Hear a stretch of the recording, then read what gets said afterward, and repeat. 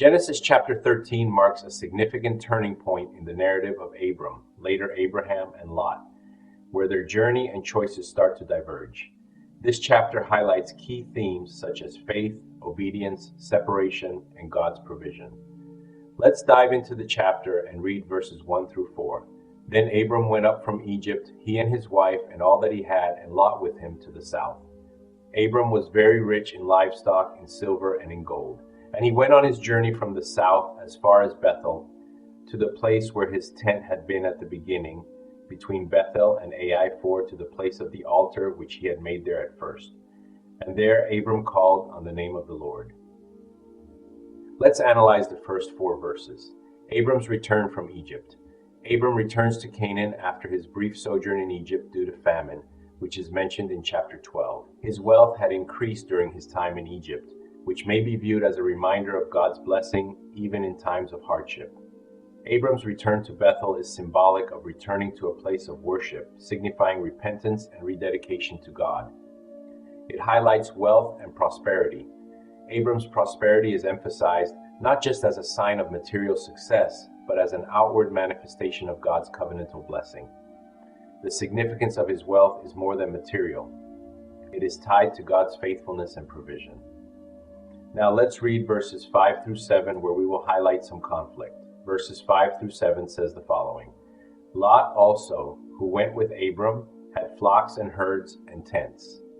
Now, the land was not able to support them, that they might dwell together, for their possessions were so great that they could not dwell together. And there was strife between the herdsmen of Abram's livestock and the herdsmen of Lot's livestock. The Canaanites and the Perizzites then dwelt in the land. Let's analyze these verses. Lot's prosperity. Lot too has prospered. This is important because Lot's wealth is a direct result of his association with Abram. The verse highlights how God's blessings were poured out on both men due to Abram's obedience, but now their prosperity leads to a practical problem. Too many resources for one area. Strife. The conflict between Abram and Lot's herdsmen is an early example of discord caused by abundance. While it may seem trivial, it foreshadows deeper issues that arise in relationships when resources are limited or overabundant. The presence of the Canaanites and Perizzites in the land adds a layer of external tension, suggesting that the presence of foreign peoples might create more pressure on the land. Moving on to verses 8 and 9, it speaks on Abram's peaceful resolution. Verses 8 through 9 reads, So Abram said to Lot, Please let there be no strife between you and me, and between my herdsmen and your herdsmen, for we are brethren. Is not the whole land before you? Please separate from me. If you take the left, then I will go to the right. Or if you go to the right, then I will go to the left. The analysis here is on Abram's generosity and peace. Abram, in a humble display of faith, offers Lot the first choice of the land, prioritizing peace over personal gain. This moment demonstrates Abram's character as a man of peace, who values his relationship with Lot over the material wealth they are both acquiring. His willingness to offer Lot the choice of land reveals an underlying trust in God's continued provision. Faith and trust in God.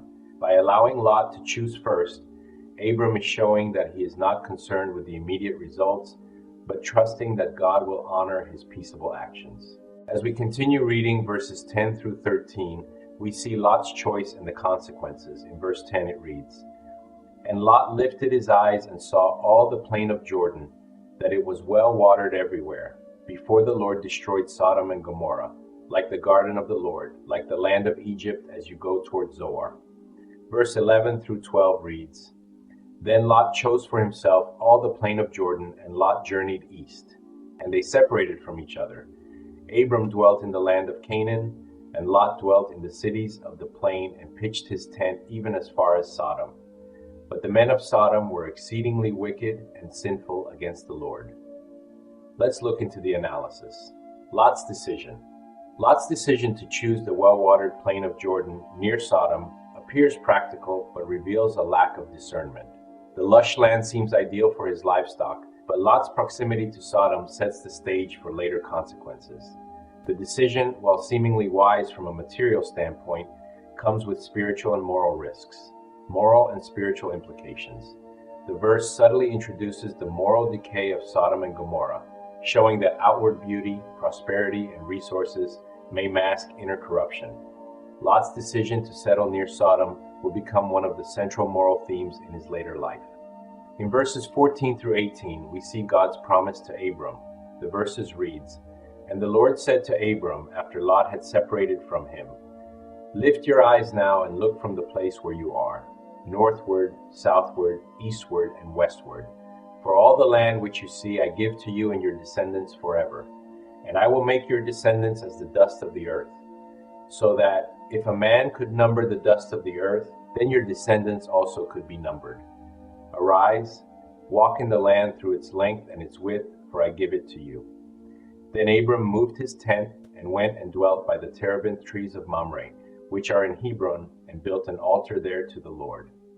The analysis here is God's reaffirmation of the covenant. After the separation from Lot, God reaffirms his promise to Abram. He assures him that the land will be his and his descendants forever. This is a moment of divine encouragement and redirection for Abram, reinforcing the importance of faith and obedience. The land and the descendants. God's promise not only includes land, but also the multiplication of Abram's descendants. The comparison to the dust of the earth emphasized the vast number of future generations. Abram's obedience. Abram's immediate response to God's promise is to set up camp in Hebron, further solidifying his role as a man of faith.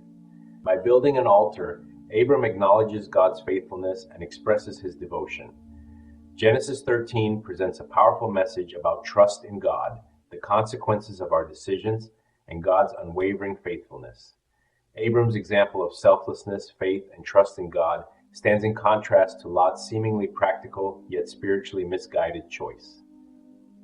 Ultimately, this chapter demonstrates the importance of God's guidance in the decision-making process, showing how the Lord honors those who walk in faith and peace. Takeaway for viewers. This chapter encourages us to focus on God's promises and prioritize peace and obedience over worldly gain. Abram's faith and Lot's decision-making serve as powerful lessons for our own lives, reminding us that while we may be tempted to follow our own desires, true blessings come from following God's guidance and trusting His timing.